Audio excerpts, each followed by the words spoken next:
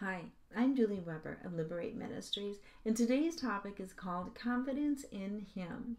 All my information is quoted from my Lady Liberty workbook on pages 101, 102, and 104 through 109.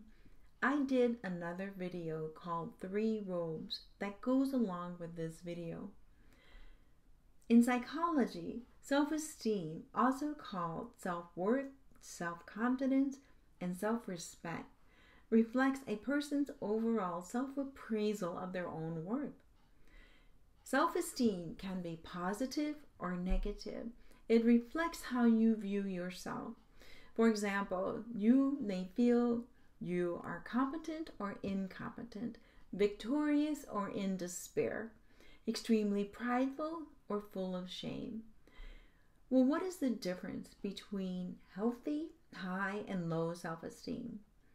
Healthy self-esteem is based upon our ability to assess ourselves accurately, know ourselves, and still be able to accept and value ourselves unconditionally. So this means being able to realistically acknowledge our strengths and limitations, which is part of being human, and at the same time accept ourselves as worthy and worthwhile without conditions or reservations. High self-esteem. People with too much self-esteem can be out of balance too.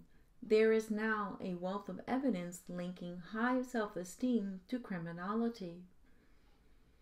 Some characteristics of people with high self-esteem are prone to self-satisfied boasting, smug and superior, abusive in relationships, assuming their needs come first in any situation. If this doesn't happen, they will become angry and bullying. They tend to adopt an air of superiority simply because they have skill or luck in a particular area in life, blind to their own faults, unlikely to change or improve themselves, impulse control problems. Low self-esteem. People often rely on how they are doing in the present to determine how they feel about themselves. They need positive external experiences to counteract the negative feelings and thoughts that constantly plague them. So even then, the good feeling from a good grade, etc., can be temporary. Low self-esteem can have devastating consequences. It can create anxiety, stress, loneliness, and increase likelihood for depression. It can cause problems with friendships and relationships. It can seriously impair academic and job performance. It can lead to underachievement and increased vulnerability to drug and alcohol abuse. Worst of all, these negative consequences themselves reinforce the negative self-image. They can take a person into a downward spiral of lower and lower self-esteem and increasingly non-productive or even actively self-destructive behavior. Identity in Christ. As believers in Christ, we have an amazing identity. God has provided for us something greater than we could create for ourselves or even imagine. So as I read these scriptures, you will quickly notice that most of us live below the identities God has given us. So living below our identities means that we are not looking at ourselves the way God is looking at us. Because of all the issues that we have been discussing, post-abortive women often live way below their identities.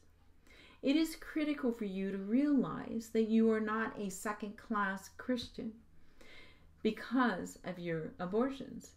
Your identity is not affected by the abortion unless you let it be affected. Well, what is identity in Christ? Where does it come from? Well, let's take a look at 3 words: acceptance, security, and significance. Neil Anderson, in his book Victory Over the Darkness, says that these are the being needs, and they are important. We all desire to be accepted. We all desire to be secure, and we all desire to be significant. The question is, where are we going to look to have these needs met in our lives? To Satan, the world, or ourselves? Relying on others to determine your self-worth is never really a healthy approach. When no one is around to say, "Good job," where will you find your validation? We need to learn to look to God for praise, acceptance, and value. His words are constant and true, and His love for us will never change. Scripture tells us that God promises to meet all our needs. Philippians 4:19. And my God will meet all your needs according to His glorious riches in Christ Jesus. The following list are for you to memorize and get inside of you. By doing so, when your inner thoughts or Satan the enemy comes to convince you that you aren't worth anything, you can say "no way" and immediately aim these truths from God's word back at him. These verses are for you to help fight low self-esteem. So as you read through each of these groupings, practice saying it with the leading sentence of each grouping. For example, I am accepted in Christ because, okay, so why do we need to read it with the leading sentence? Because using the leading sentence trains your mind. It puts the focus on Christ so that you can remember that it is only through Christ's death and resurrection that you can read and claim these statements. For instance, I have been justified reads a lot different than I am accepted in Christ because I have been justified. Train your mind. Always use the leading sentence when you read the statements. I will also attach these scriptures to this video. Who am I in Christ? I am accepted in Christ because John 1:12 says, I am God's child. I am accepted in Christ because John 15:15 says, I am Christ's friend. I am accepted in Christ because Romans 5:1 says, I have been justified. I am accepted in Christ because 1 Corinthians 6:17 says, I am united with the Lord, and I am one spirit with him. I am accepted in Christ because 1 Corinthians 6:20 says, I have been bought with a price. I belong to God. I am accepted in Christ because Ephesians 1:1 says, I am a saint. I am accepted in Christ because Ephesians 1:5 says, I have been adopted as God's child. I am accepted in Christ because Ephesians 2:18 says, I have direct access to God through the Holy Spirit. I am accepted in Christ because Colossians 1:14 says, I have been redeemed and forgiven of all my sins. I am accepted in Christ because Colossians 2:10 says, I am complete in Christ. Who am I in Christ?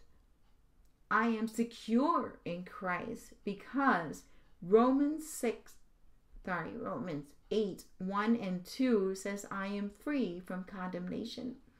I am secure in Christ because Romans 8:28.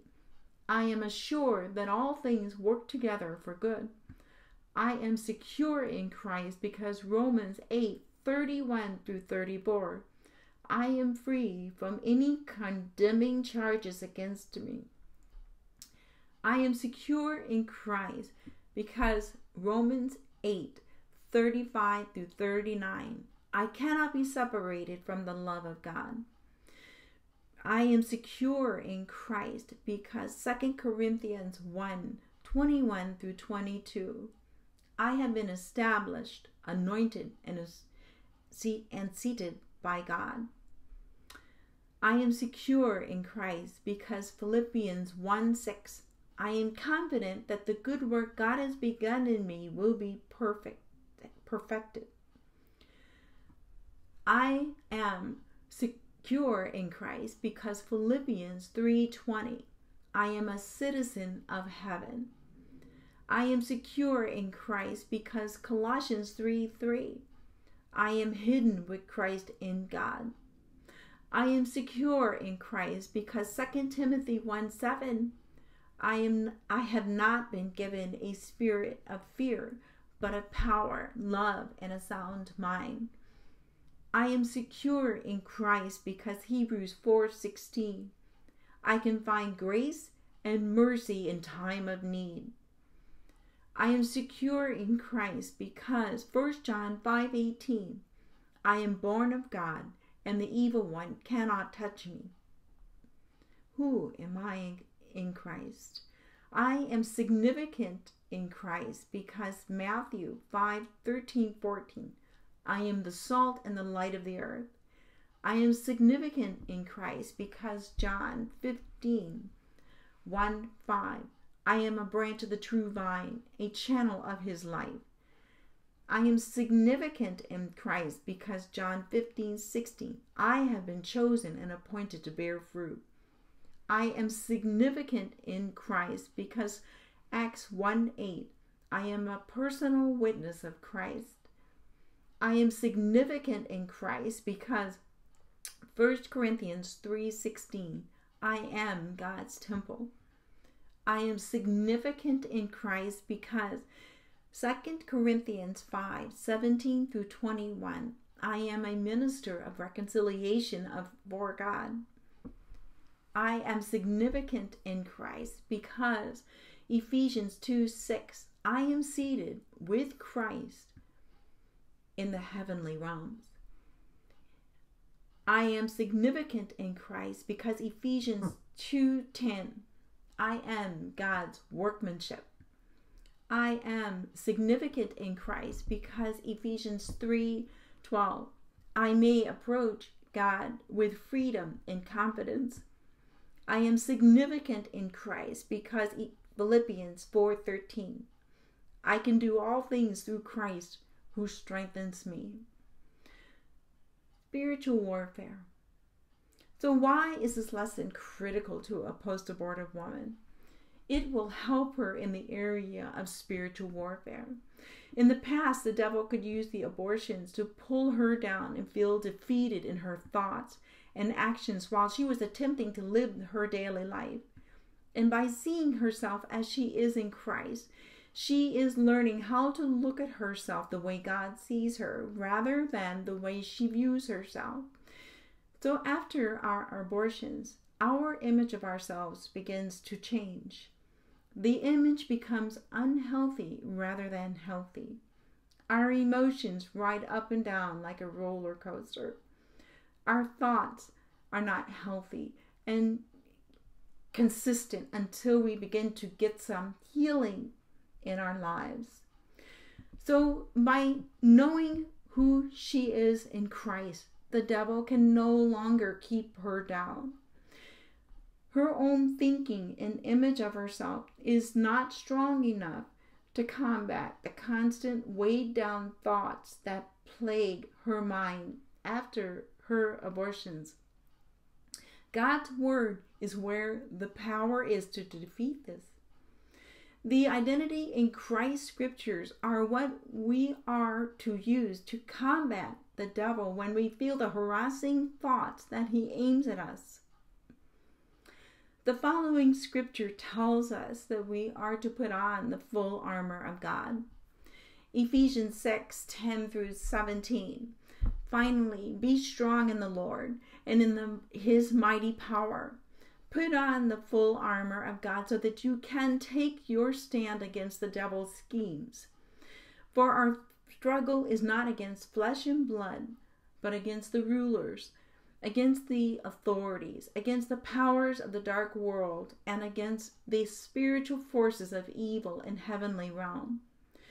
Therefore, put on the full armor of God, so that when the day comes, you may be able to stand your ground. And after you have done everything to stand, stand firm. Then, with the belt of truth buckled around your waist, with the breastplate of righteousness in place, and your feet fitted with the readiness that comes from the gospel of peace. In addition to all of this, take up the shield of faith, with which you can extinguish all the flaming arrows of the evil one. Take the helmet of salvation and the sword of the Spirit, which is the word of God. In Ephesians 6:17, we read that the sword of the Spirit is the word of God. So this is what the identity in Christ scriptures are to us. They are scriptures that come from the word of God for us to use as our sword in fighting the enemy. The armor and the sword are for everyone, but especially useful to the post-abortive woman because of the trauma, issues, and the battles that she faces. Her new identity will also help her in rebuilding her life in her relationship area with God and with people. How so? If she has done something to miss it in her spiritual walk with the Lord, just knowing who she is in Christ should give her more confidence to go to the Lord quickly, to repent and make things right when it is needed. Her perception of God should change so that she has a healthier view of her Heavenly Father. She is able to trust Him more. Once we repent of the sin in our lives, there is always a time of restoration, and we are able to pick up and get back on our feet to continue living. So being quick to forgive herself, she gets going again in life by being obedient to God's word. This way she avoids being led by her feelings and emotions when she doesn't feel worthy, or if she is having a bad day. This same principle should be applied in rebuilding relationships.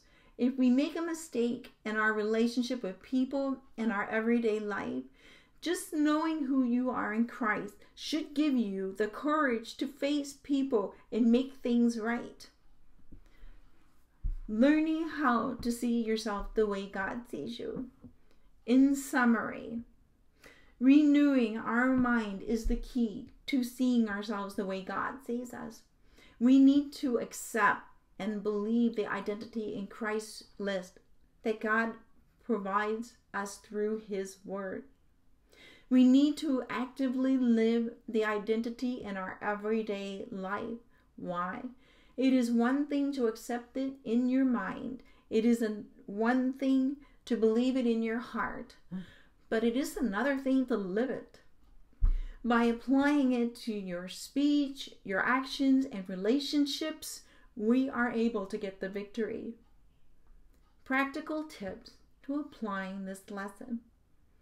I have found that a personal quiet time is the best place to put this lesson into practice. This is the time for you to get the identity in Christ scriptures in you. Practice the process of taking off your old self way of thinking and putting on your new self way of thinking, which is your identity in Christ scriptures. So here is what it might look like when I sit down to have the quiet time. I am wearing the red robe. The red robe it represents my sins of yesterday. And I repent for those sins. I repent means I am sorry for my sins and I want to turn from them and live differently. I continue with my daily devotional book reading. Then I read some more scriptures from the Bible. And if directed by the Lord through His Word to repent, for any more things. I do it now. Then I put on the new, brilliant, shiny white robe by reading the Identity in Christ scriptures. In a sense, I have taken off the old self thinking, the red robe, and put on a new self way of thinking, the white robe. Now I am ready to face the day. Thanks for watching. Live life liberated.